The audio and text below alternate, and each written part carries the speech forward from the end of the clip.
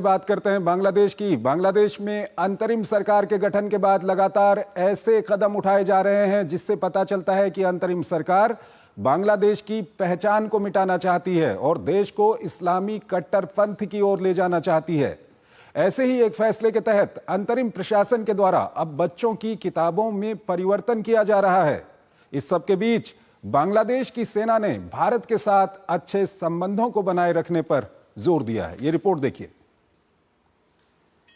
सत्ता से चिपके रहने की लालच ने नोबेल पुरस्कार विजेता और अंतरिम सरकार के मुखिया को न सिर्फ दुनिया के सामने बेनकाब कर दिया है, बल्कि देश को एक ऐसे मोड़ पर लाकर खड़ा कर दिया है जिससे अनिश्चितता, अराजकता और अस्थिरता के माहौल से निकलना फिलहाल मुश्किल हो गया है। अपनी इन्हीं व्यक्तिगत मजबूरियों के कारण यूनुस कट्टरपंथियों के आगे घुटने टेकते नजर आ रहे हैं। पिछले दिनों छात्र आंदोलन के नाम पर कुछ कथित संगठनों ने संविधान में बदलाव की मांग की तो यूनुस प्रशासन ने इन्हें संतुष्ट करने के लिए खूब अंधेरी रात में जुलाई अगस्त के हिंसक प्रदर्शनों पर घोषणा पत्र जारी करने का ऐलान कर दिया। हालांकि छात्रों ने 15 जनवरी तक अल्टीमेटम देते हुए अपना प्रदर्शन वापस ले लिया।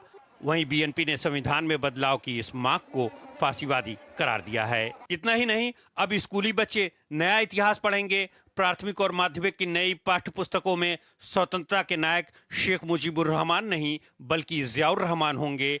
इन किताबों में बताया गया है कि 26 मार्च 1971 को सबसे पहले जियाउर रहमान ने बांग्लादेश की स्वतंत्रता की घोषणा की। हालांकि बंगबंधु के कहने पर 27 मार्च को जियाउर रहमान ने फिर से इसका ऐलान किया। ये पहली बार नहीं है जब बांग्लादेश की पाठ्य पुस्तकों में इस तरह का बदलाव किया गया है। इससे पहले 1996-2001 के अवामी लीग के कार्यकाल के दौरान शेख मुजीबुर रहमान को स्वतंत्रता की घोषणा करने वाला, जबकि जियाउर रहमान को सिर्फ ये संदेश पढ़ने वाला बताया गया था। जबकि बीएनपी की सरकार में बताया गया कि स्वतंत्रता की घोषणा जियाउर रहमान ने ही की थी। बदलते घटनाक्रम के बीच सेना प्रमुख ने राजनीति में हस्तक्षेप नहीं करने का भरोसा जरूर दिया है, लेकिन सवाल उठ रहे हैं कि कितनी देर तक। साथ ही उन्होंने भारत को बड़ा भाई बताते हुए कहा कि सेना सौहार्दपूर्ण संबंध बनाए रखने के लिए बेहद उत्सुक है। वहीं राजनीतिक ध्रुवीकरण भी तेजी से गहराता जा रहा है। अब तक हर मोर्चे पर साथ साथ नजर आने वाली बीएनपी और जमात इस्लामी में मतभेद साफ दिखाई दे रहे हैं। बीएनपी तुरंत चुनाव चाहती है, लेकिन जमात इस्लामी इसके मूड में नहीं है। वहीं चुनाव आयोग ने कहा है कि शेख हसीना की पार्टी अवामी लीग चुनाव लड़ सकती है जब तक कि उस पर प्रतिबंध नहीं लगाया जाता है। अनिल कुमार तिरकुनायत हमारे साथ जुड़ रहे हैं, विदेशी मामलों के जानकार हैं, उनसे हम बातचीत करेंगे इस मामले पर। अनिल जी, बहुत बहुत स्वागत है आपका हमारे इस कार्यक्रम में। पहला सवाल जो मैं आपके सामने रखने जा रहा हूं वो यही है कि मुजीबुर रहमान या जियाउर रहमान, ये किस तरह का विवाद खड़ा करना चाहती है वहां पर अंतरिम सरकार? देखिए, जो अंतरिम सरकार है वो बेसिकली मुझे तो ये लगता है कि जिसको अभी उनको समझ नहीं आ रहा है कि क्या किया जाए। जो अपनी हिस्ट्री को अगर आप हटाना चाहते हैं पूरी तरह से, तो मैं समझता हूं कि वहां पर देश पूरी तरह डिवाइडेड हो जाएगा। क्योंकि चाहे अवामी लीग की बात हो या उनके स्वतंत्रता संग्राम की बात हो 1971 की, आप हिस्ट्री को तो नहीं निकाल सकते ना। तो ये एक समस्या है जिसको बांग्लादेश की नई सरकार कुछ करना चाहती है। इससे सबसे बड़ी बात मैं समझता हूँ कि ये कोशिश कर रहे हैं कि कंट्रोवर्सी जनरेट होती रहे और ताकि उनको एक जैसे इंडिया पंचिंग का मौका मिल रहा है, और दूसरी तरफ ये है कि दूसरे देश जैसे चाहे वो चीन हो, पाकिस्तान हो, अमेरिका हो, उनसे सपोर्ट मिलने की आशा है।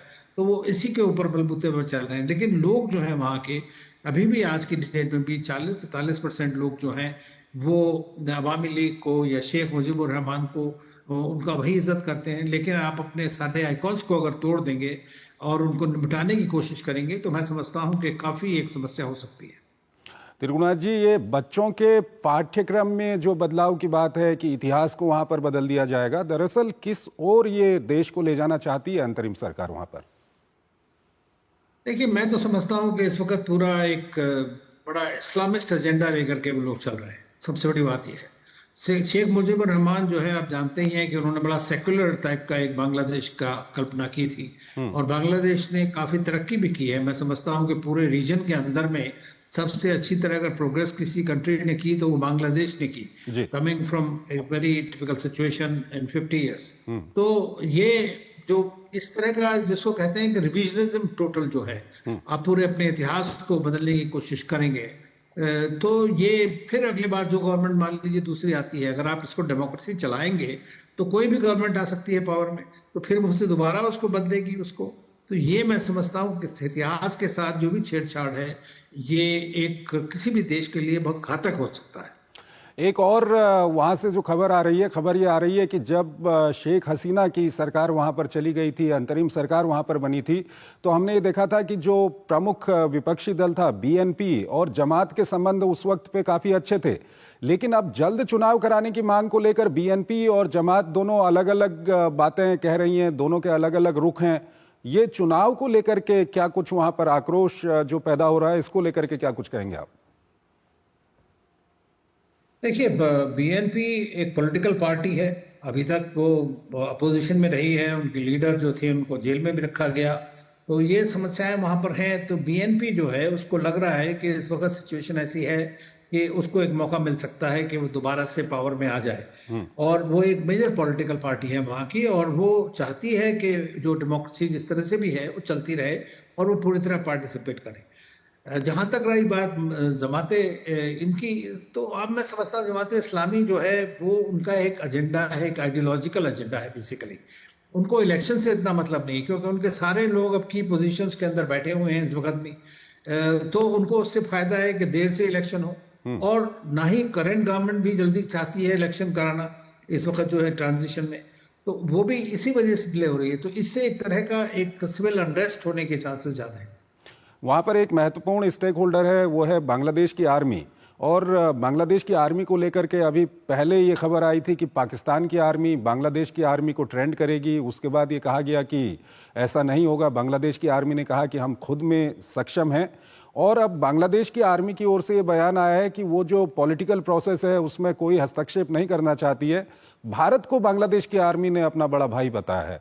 तो ये बांग्लादेश की आर्मी का वहाँ पर स्टैंड, इसको आप किस तरह से देखते हैं? देखिए, बांग्लादेश की जो आर्मी है वो हमेशा से एक पॉलिटिकल एक्टर बनी रही है। पुराने जनरल चाहे जियाउर रहमान हो, इरशाद हो, उन सब ने रूल किया है बांग्लादेश के ऊपर में, फॉर्मर जनरल्स थे। लेकिन जो एक्टिव इस वक्त जनरल है वो ये जानते हैं कि अगर देश के अंदर में आर्मी आएगी तो फिर से एक समस्या हो सकती है, और एक इंटरनेशनल जो इनको सपोर्ट मिला हुआ है उसमें भी वो परेशानी आ सकती है। तो इसलिए इस वक्त मेरे ख्याल से आर्मी इंटरेस्टेड नहीं है कि वो पावर लेके खुद चलाए। दूसरा चीज ये है कि किस तरह से कंट्री के अंदर ट्रांजिशन में समस्या तो आती हैं, हर देश में आती हैं जहां पे भी ट्रांजिशन होता है। तो इस वक्त में जो वो कह रहे हैं कि भारत के साथ, भारत बड़ा देश है, भारत ने तो हमेशा भला ही चाहा है, और बहुत सारे वहाँ के जो फौजी हैं वो यहाँ पे ट्रेन भी हुए हैं। भारत ने शुरू से एक अच्छा कोलैबोरेटिव सिस्टम रखा है वहाँ के बारे में। तो मैं समझता हूँ कि ये एक पॉजिटिव स्टेटमेंट है उनके यहाँ से आर्मी जनरल का, और उसको उसी रूप में देखना चाहिए। लेकिन होना ये चाहिए कि सारे देश के अंदर लोगों को लगना चाहिए कि भारत ने हमेशा बांग्लादेश का भला चाहा है, और जो भी भारत ने आज तक किया है वो बांग्लादेश के लोगों के लिए किया है, ना कि किसी पर्टिकुलर सरकार या किसी लीडर के लिए। त्रिगुणाथ जी, एक ये बयान हम दिखा भी रहे हैं, ये बांग्लादेश के विदेश विभाग की तरफ से ये बयान आया है। इसमें ये कहा गया है कि वो भारत के साथ अच्छे संबंध चाहते हैं। 2025 में उनकी प्राथमिकता है कि भारत के साथ अच्छे संबंध हों। तो हमने हाल के दिनों में देखा है कि जिस तरह का एजेंडा वहाँ पर चला है अंतरिम सरकार की ओर से, हिंदुओं के साथ वहाँ पर अत्याचार हुआ है, अल्पसंख्यकों के साथ वहाँ पर अत्याचार हुआ है। और अब ये अंतरिम सरकार के जो विदेश मामलों के प्रभारी हैं वो कहते हैं कि 2025 में भारत के साथ अच्छे संबंध बनाना हमारी प्राथमिकता है। आपको क्या लगता है कि हाल के दिनों में कुछ दबाव में आई है वहाँ की अंतरिम सरकार? देखिए, दबाव नहीं है। अगर आप देखें तो ज्योग्राफिकली 3 तरफ से बांग्लादेश भारत के साथ में सीमा मिलती है, और चौथी तरफ समुंदर है उनके पास में। तो उनको भारत पे जो है रिश्ता, भारत ने, देखिए इस बीच में इन्होंने कुछ भी कहा हो, किसी भी तरह के स्टेटमेंट्स आए, भारत ने लगातार उनको जो उनकी रिक्वायरमेंट्स है, जो उनकी चीज, बिजली है, चाहे पानी है, गैस है, जो भी चीज चाहिए उनको, वो सब भारत कंटिन्यू करते रहा, थ्रू आउट सप्लाई किया है। कोई किसी चीज का उसमें इंटरप्शन नहीं आने दिया है। तो उससे उनको लगता है, वहां के लोगों को तो समझ आ रहा है कि भारत ने तो अब तक कोई प्रेशर नहीं डाला है इस तरह का। ओनली थिंग भारत ने कहा है कि भाई आपके यहाँ जो माइनॉरिटीज हैं, हिंदूज हैं, दूसरे लोग हैं, उनकी रक्षा करना जो इस वक्त सरकार है वहां उसका धर्म है और उसको करना चाहिए। लेकिन वो इस तरह के कुछ लोगों ने वहां पर स्टेटमेंट्स दिए जिससे कि भटकी हैं बातें, तो अब उनको खुद भी अपनी गलती का एहसास हो रहा है। और मुझे लगता है कि अभी ट्रांजिशन में जो गवर्नमेंट है वो कंट्रोल में तो है नहीं पूरी तरह से, उनके इंस्टीट्यूशंस पूरी तरह से अभी नहीं है, आर्मी के सपोर्ट से चल रही है जब तक चल रही है। तो ये जो स्टेटमेंट है मैं समझता हूं कि पॉजिटिव स्टेटमेंट है, लेकिन इनको जो भी वॉक द टॉक करना पड़ेगा, जिसको कहते हैं। बोल तो दिया आपने, लेकिन उसके आगे आपके जो एक्शंस हैं वो उस बात को सपोर्ट करना चाहिए। ठीक है। अनिल जी, आप हमारे साथ बने रहिए। एक और खबर है जिस पर अभी हम आपसे बात करेंगे, लेकिन यहाँ पर वक्त हो चला है एक छोटे से ब्रेक का। जब धरती चीर कर निकलता है लोहे का पत्थर,